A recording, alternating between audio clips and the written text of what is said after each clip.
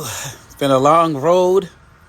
I want to say congratulations to President-elect Biden and Vice President-elect Kamala Harris. And look, there's a lot that's going to be said about a lot of other things going on right now in the world. But right now, I am just going to focus on the good. Number one, the fact that my children, as children, don't have to wait to adulthood to see first Black president elected, now to see the first woman elected president, see the first Black woman elected president, to see the first woman of Asian descent elected vice president is just amazing. It's just amazing. And we talked to them, Kendra and I talked to them about the importance of understanding this moment and the like. But, I also want to get to, they almost kind of, they're excited and everything, but they almost kind of take it for granted as well.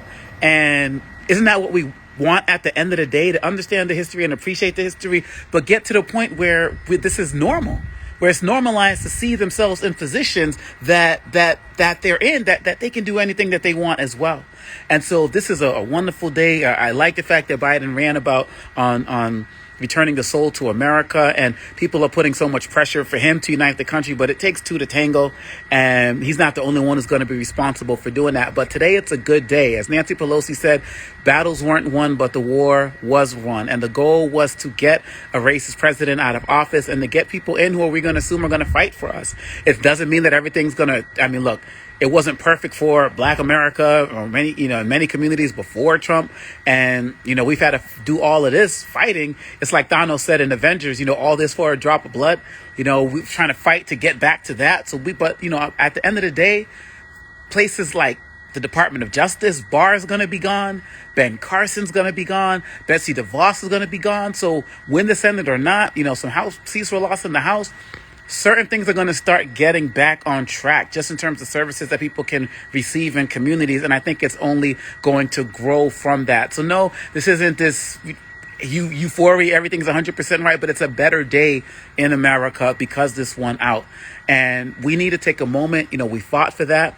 I believe that Biden should call up Stacey Abrams and just be like, yo, what position you want?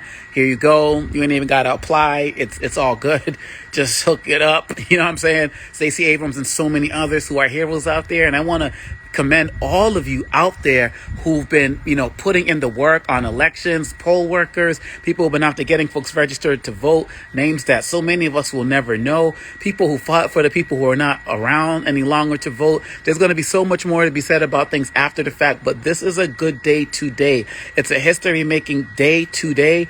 We don't know what's going to happen tomorrow, but the fact of the matter is this is a moment to celebrate. I am sitting here actually saying that, there's going to be a woman vice president and a Black woman on top of that. And that somebody who I believe to be the most racist president that I've ever lived under is also going to be gone because people wanted him gone. And maybe the Justice Department will start focusing a little bit more on justice. And like I said, everything's not going to be ideal, but we have to be on the path. And there is a self-corrective nature that exists in this country. Sometimes it happens quickly. Sometimes it happens all over a long period of time, over a long trajectory. But whatever it is, it's more important to be on that path. Because really, at the end of the day, the journey, for as many people say, is almost more important than the destination. So today is a day to be happy. It's a day to rejoice. And tomorrow is a day to get back to work. This isn't over. We have a lot to do as we fight for equality for all.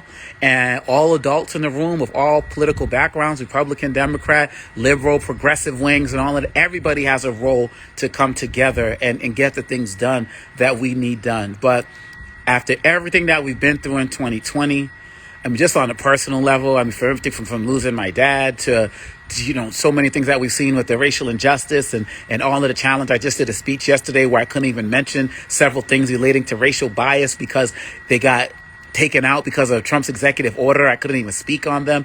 And for just all of the things people want 2020 to end, but it's ending on a good note.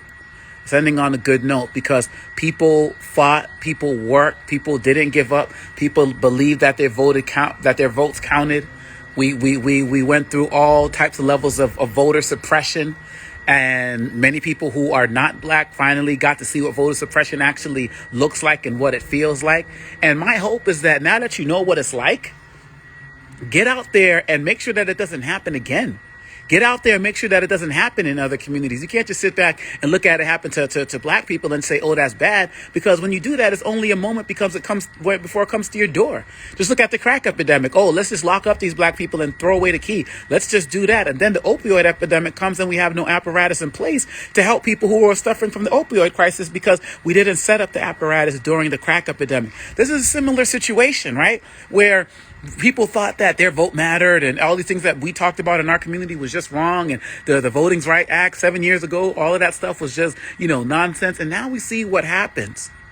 And we can't let our guard down ever again. There was a movement for this election, but if we don't do this work after the election, it's just going to be a moment. And so we have to continue to make sure that this moment of today turns into a real moment. And so really at the end of the day, don't sit here and put all this conversation about on Biden, can he unite the country? Look, Lindsey Graham got to do work. Mitch McConnell got to do work. They got to put some things on the table. You got to meet people halfway.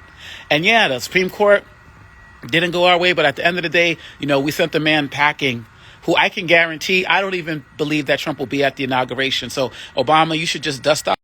Be ready. Obama, dust off that suit, man. Just get out there. You probably gonna, Obama does the swearing in. Michelle Obama be right there. Take care of, Trump and Melania probably won't show up. It's all good. Now they probably got to worry about not getting themselves going to prison and all of that. But that's their life. And I'm not going to sit there focusing on them and wishing evil. I'm going to focus on a good day for this country, a good day that we got to live to see. If you're breathing, congratulations, you got to see it. Not only did you get to see it, you worked for it. And most importantly, our children get to see this. So it's a good day, America. Let's continue to get to work. Let's continue working. Peace out.